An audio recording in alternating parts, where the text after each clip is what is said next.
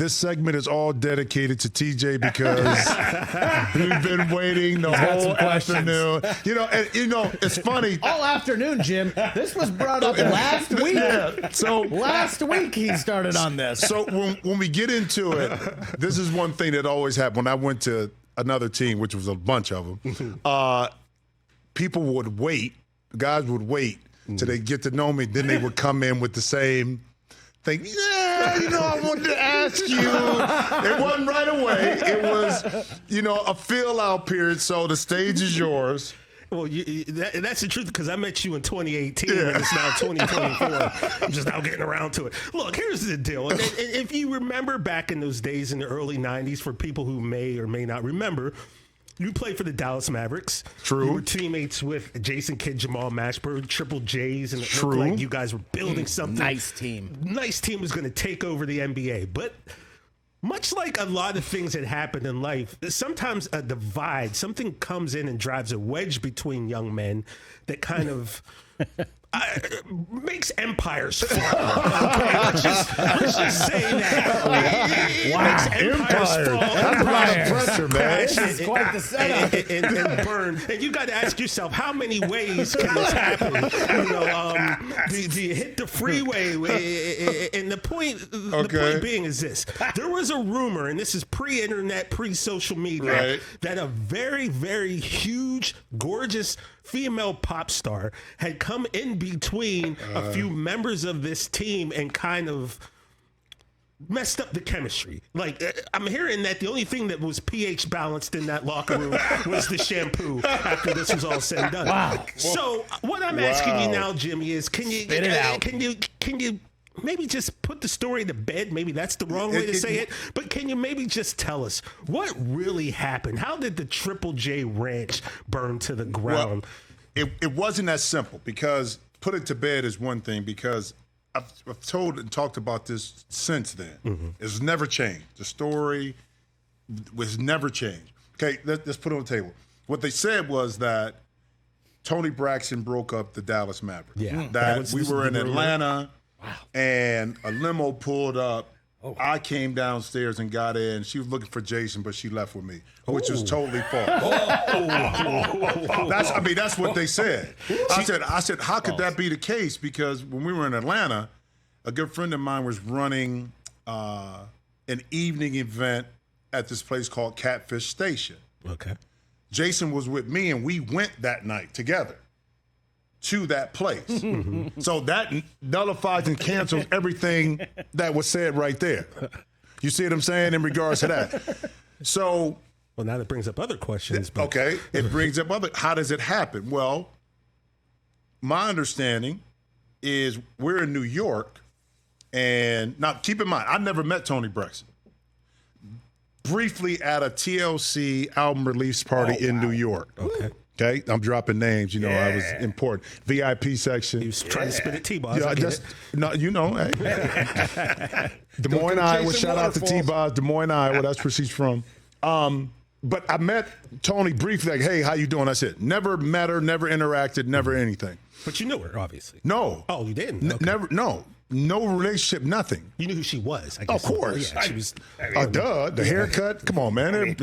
Everybody women wanted the Toni Braxton haircut.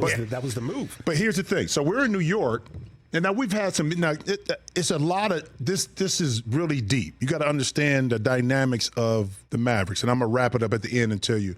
Now, Jim, this was 93, 94? This was 95. 95. Okay. Okay. So just a year after I came off of my injury. So we already had some tension on the team whether, my coming back was hurting the team more than helping. Because at that time, I had a third-degree sprain, and they said it'd been better if you just broke your ankle. Wow. So 51 games of the season, my third year, tear it up. I come back, I'm not the same because it's my left foot. I got knee issues, all kind of stuff. And we're kind of struggling to win games. So it's a lot of moving parts here. J. Kidd and I were like best friends, but then that tension started to happen as the team pulled away of who should be in the lineup, who should not be in the lineup. All of this stuff is going on.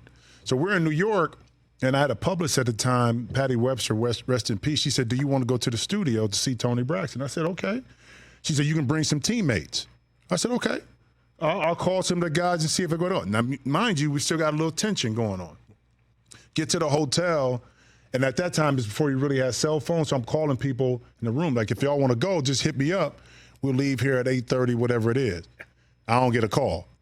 Nobody calls me back. Everybody else has something else to do. Now, mind you, I blew off a corporate sponsor dinner with Coca-Cola and maybe AT&T. But since nobody called me back, I said, well, I ain't going. And I ended up going to dinner with Scott Brooks. Okay, Scotty Brooks, the old OKC coach in D.C. So we ended up going to dinner, having a great time. Next day in practice, shoot around. And as we move forward, I started to hear the stuff about Toni Braxton on the squad. But nobody ever approached me and asked me about it. So I don't know what's going on, but it's little joke stuff. Then all of a sudden this stuff comes out about that this happened. And I'm like, how could this? And now Toni Braxton didn't help it because she had an album called Secrets at the time. So she came out and said, which is great PR for her, a good girl doesn't kiss and tell. Ingenious. I mean, the timing was perfect. Right. An album called Secrets, and we're the three young up-and-coming. Now, Jamal had nothing to do with this. Jamal gets dragged into this for no reason whatsoever. He had nothing to do with it. But long story short, nothing happened. At the end of the year, Jim Clemens comes in as the coach. We have a blowout meeting, and I get to finally understand and hear what happened.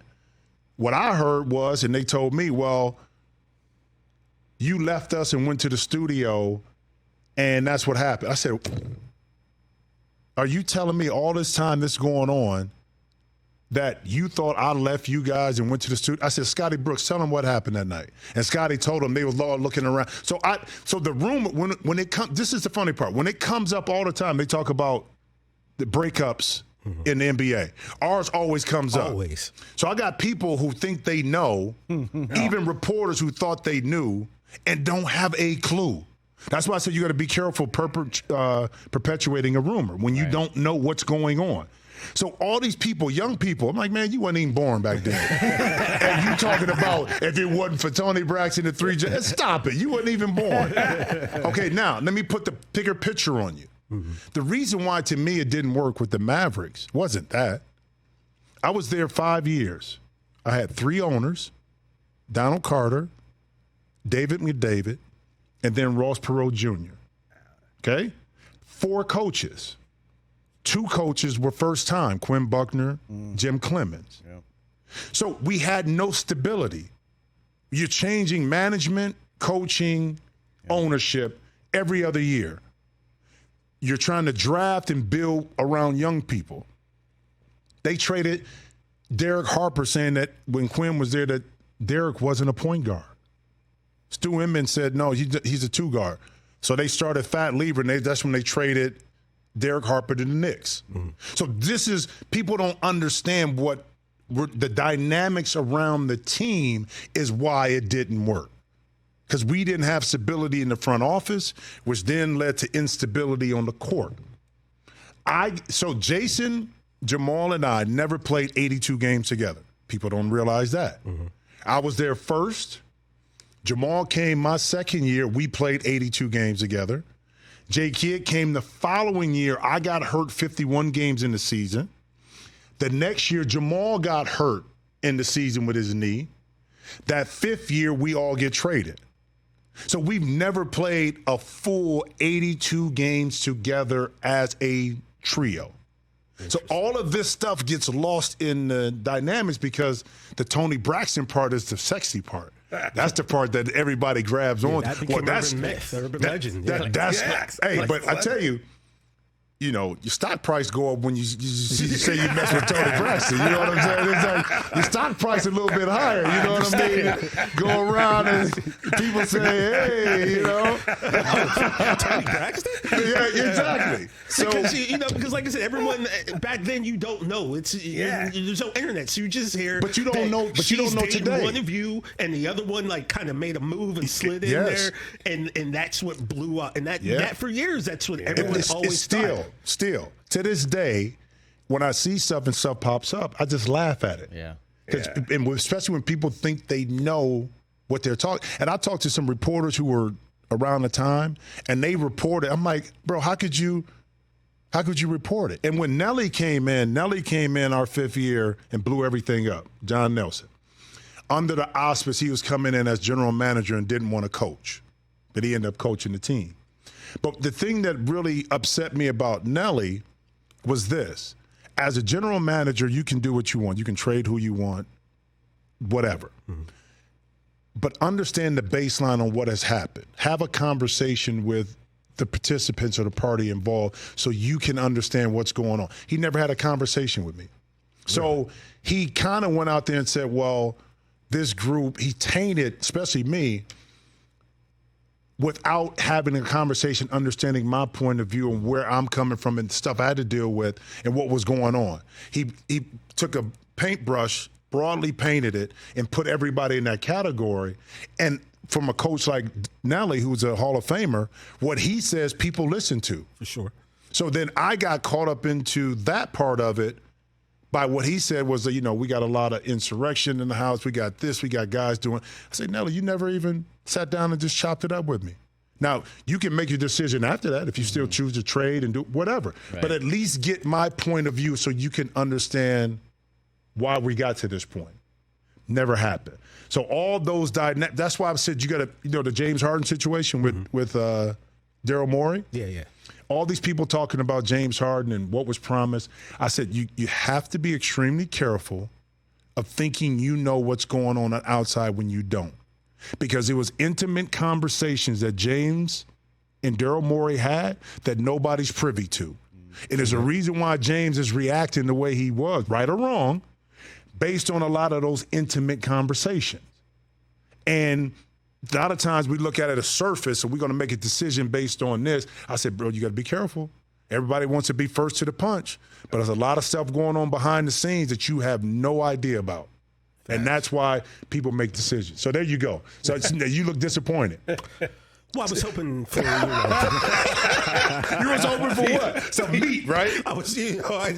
I'm glad we now know. Like I said, it was just something that, back in those days, the story ran. And that was the reason, and that's why this team broke up, and blah, blah, blah, and woo-woo. We were thinking he wasn't man enough for her, and it was shot like that. There were 7 whole days when things went down, but now you can breathe again and letting this off your chest. Unbreak TJ's heart. No, I came back and unbroke your heart, brother. That's just what I did right there. And I think people forget, too, you were balling that third year. You had a 50-point game. You had 44 2 games before you got injured. Yeah. That was really your coming out party in the NBA, and then freak injury, and then it kind of what was interesting? For 10 teams after that. What's interesting is that we have superstitions, right? Mm-hmm. So Kidd, we played Washington that game. I had 44, and we ended up. Keep in mind on that team it was Rasheed Wallace, Chris Webber, Juwan Howard was on that team. Yeah, they all. Tim Legler. Okay. So I think Ross Strickland was on the team too at the time. I'm not for sure. But Kidd hurt his ankle in the first half. So ended up 44. So we go to Jersey to play. Jason Williams, that crew. I'm superstitious. Never changed I wore the same shoe, these Nike shoes. Nike came to me and said, will you wear these Huaraches? Mm-hmm. Remember that Michigan wore back in the day? And I'm like, no ankle support in those. Because they had like a hole in them. Wait, is that the shoe you hurt your ankle in? Was the Huarache? 94. Wow. So here we go. I didn't tape at the time. I never taped. Okay, so I put the shoes on. I'm like, man, these things feel so soft. They're not giving. So I go out and I warm up. I said, you know what? At halftime, I'm changing, going back to my shoes. Oh, man. 7.5 minutes into the game is when I tore my ankle. So not only that, they took me to the hospital, and I think it might have got dislocated, and I remember being drugged. My ankle was like a grapefruit. Okay? So it caused tendonitis. And I'm a left foot jumper. Mm-hmm. So all the explosion off of my left foot basically went away. Totally changed how I played. Luckily, I could, kind of dive into being an all-around player and kind of making it work, but I was never the same because I couldn't explode like I wanted to. It got to a point, guys, where during that next year, I didn't really talk about it. I went up and got some treatments up in Canada on it. But if I was running straight line and wanted to catch a pass and go up, I couldn't explode off my left foot because the pain would shoot up my knee. So subconsciously, I wouldn't run as hard. I'd slow down. I would go off 2 feet. And you're like, well, why is he doing that? Well, it's because I couldn't explode without having pain in my knee, but I didn't want to use it as an excuse to why I wasn't playing well. It just is what it is. I just had to deal with it. But it was a lot of stuff that came from that injury. If it had happened in today's world with technology. Different story, right? Different story. But at that time, we didn't have, the medical. Yeah, an ACL tear or something like that. Oh, yeah, back then, ACL, you're done. Achilles gone. Achilles done. But now you can turn that thing around real quick. But I tell you this, though. Being on 12 teams taught me a lot. Taught me a lot about me, taught me a lot about adversity, taught me a lot about adapting to your environment, going into a situation. So I'd never had a problem playing basketball. Never had an issue playing. I was always really good. Then you go to a point where you got to start to question, okay, am I really that good anymore? Can I do what I used to? Or if I can't, how can I still be effective with my limited position? Or ego, going to different teams, okay, how do I fit in? With a new group. But what it taught me too was I had some outstanding teammates, man. Lived in some great cities. Met some people I never would have met in my life, opened up doors that have helped me to this day, probably why I'm in the seat right now, by adjusting and living in different cities. So I had to flip my mindset about it. That's what's up. And now we know. Now you know. The rest of the story. That's it. See? TJ disappointed. TJ's like, love it. Catch the Rich Eisen Show every single day on the Roku channel, 12 to 3 Eastern, for free.